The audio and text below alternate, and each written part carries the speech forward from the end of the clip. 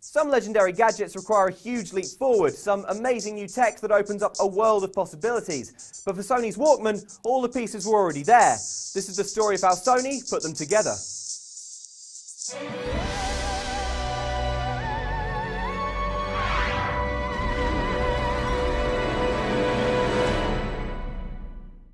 In inventing the world-famous Walkman, Sony became the first company to recognise the power of portable, personal music. But by the time that recognition occurred, the first Walkman was already on sale. Meet the Sony TCM100 voice recorder, also known as the Pressman. This unassuming device was aimed at reporters, and its primary function was to record audio onto a cassette tape. Of course, once sound was recorded, you could also listen to that tape back. In his book, Made in Japan, Sony's then chairman Akio Morita describes seeing his colleague using a Sony voice recorder to listen to music, using a pair of chunky headphones. It dawned on them that by removing the key feature of their product, they could create something much more exciting, an ingenious moment of discovery that we've been unable to replicate.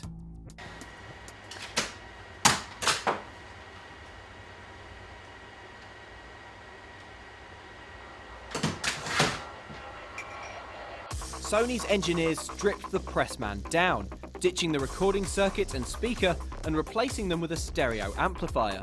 An extra headphone port was added so two people could listen at once, and the Pressman's record button became the hotline, a button-activated microphone for speaking to your listening partner. Finally, Sony crafted a set of extremely light miniature headphones, and the first Walkman was ready. According to Morita, there was doubt within Sony as to whether the Walkman gamble would pay off. But when it hit Japan in the summer of 1979, the TPS L2 proved a massive success. Sony sold its entire stock of 30,000 units in 2 months, boosting the gadget's popularity by hiring young couples to walk around Tokyo listening to the Walkman, and presumably looking dead trendy. A nice idea that I suspect would work less well in cold, unfriendly London.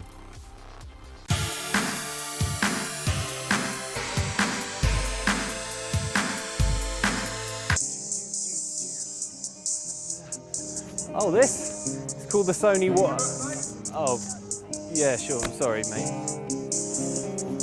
Walkman eventually became the product's global name, but it was originally called the Soundabout in the US, and in the UK it was the Stowaway, which makes it sound like it's going to hide in a grog barrel and eat all your ship's biscuits.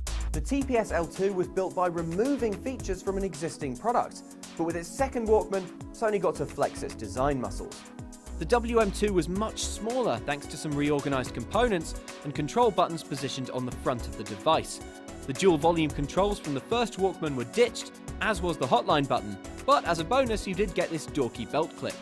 The WM2 became the most popular cassette-playing Walkman ever, cementing Sony as the king of mobile music and paving the way for many weird and wonderful Walkmen to come.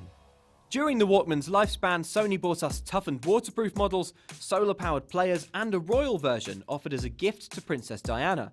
Eventually, the Walkman got its recording powers back, as well as radio capability. Despite an onslaught of rival devices, Sony remained the king of portable tunes. 10 years later, Walkman sales hit 50 million. In 1992, they hit 100 million, with dozens and dozens of different models available.